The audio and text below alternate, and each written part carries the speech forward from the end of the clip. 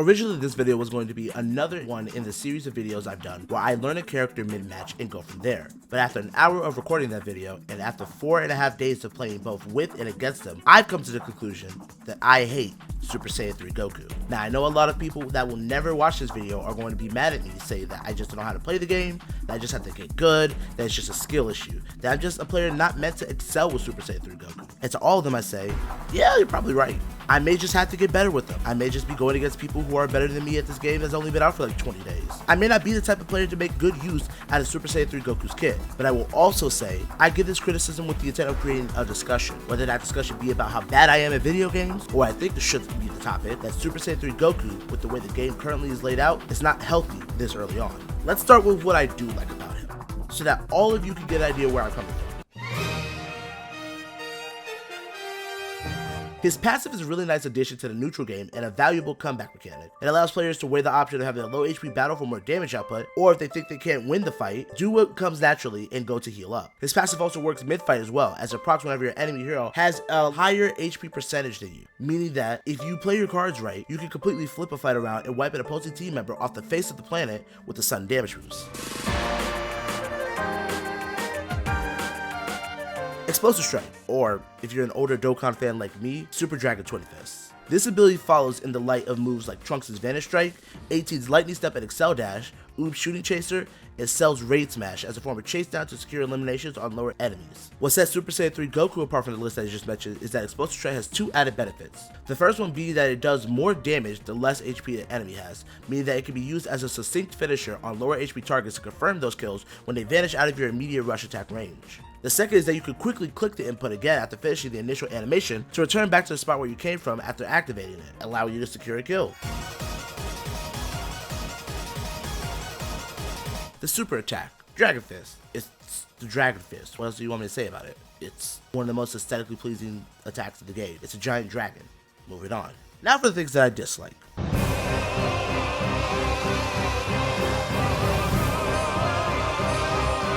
The Kamehameha. The charge being as long as it is definitely meant to be a balancing aspect of the character, a la Bojack in his super attack, where something covering that much area is meant to be able to have a blind spot / weak point behind the character where you can punish him and possibly secure the kill. But do you see the immediate issue with that comparison? Goku's fully charged Kamehameha being skill 1 and used off a cooldown, versus Bojack's ultimate being available once every 90 seconds. This bleeds into my next problem in that Bojack is stationary on activation, but Goku can reposition himself, albeit slowly, and cancel said skill without any real detriment at later stages of the game. This also bleeds into my final issue with Kamehameha as a skill itself, which is a threefold problem of size, duration, and maneuverability of the fully charged being. Most games that I find myself on Genshin that have a Super Saiyan 3 Goku will mainly boil down to the tank player, in this case a cooler Caulifla, playing a rather aggressive fight while Super Saiyan 3 Goku sits deep enough in the backline to not be discovered, charging up a Kamehameha that proceeds to clear an entire section of the lane, providing unimaginable cover, damage, and control of an area for so long that it actively rewards this character for just shooting something down mid and praying for the best. There have been countless games where I come back from spawn, hoping to regroup with my teammate on bottom lane, only to be met face to face with the hand of God as he smacks me with his 30-foot beam and immediately makes me regret wanting to converge for the sake of playing a strategy. Guess I'll go to top lane to help with the boss. Oh, wait.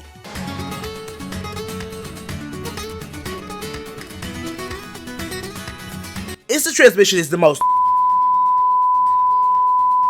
I've seen in this game, and I play with Kale on Snowball. The move is supposed to be limited by the discoverability of players on the map, thus not just allowing for you to snap away to anybody on point, but as with most things in life, just because something is supposed to be the case doesn't make it any less angry. Every character to this point has movement abilities that they can spend to get away, keep you away, or keep themselves alive long enough to make a play. Instant transmission just negates all that by saying, I see you.